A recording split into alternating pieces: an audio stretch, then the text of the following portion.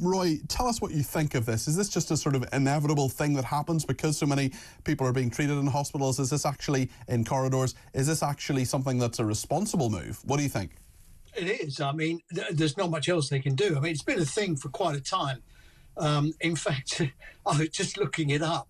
On the 13th of November last year, Wes Streeting said that he was going to consign corridor care to history and sack managers who allowed it to happen. So yeah, that didn't last very long. He's going to have a few sackings to do after this, I think. Look, I mean, are they letting it happen? He's talking about managers letting it happen. I mean, are they letting it happen, or do they have no option? No, of course, it's nonsense, isn't it? I mean, how many times have you been kind enough to invite me to come and speak on your programme? And I've spoken sort of blandly about the problem the NHS has with capacity, and now we're seeing what it means when you run out of beds. What do you do? And the NHS has been running out of beds for a while. I mean, corridor care isn't new.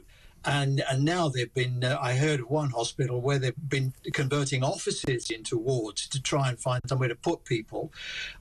There is a risk, when you've got cables trailing and oxygen cylinders. So now they're actually plumbing in the oxygen into the corridors and increasing their number of electric sockets so you can put monitoring machines in. I mean, of course, it's a horrendous situation for the people who are involved. But what else can the NHS do? I mean, it's chock-a-block. It can't discharge people because if you think the NHS is in a bad situation, you should see the mess that social care is in. It just cannot find the care packages to get people frail, often very frail people who've been in hospital for a while, home safely. The NHS cannot discharge people unless they think it's safe because they have a statutory duty of care. So they are stuck.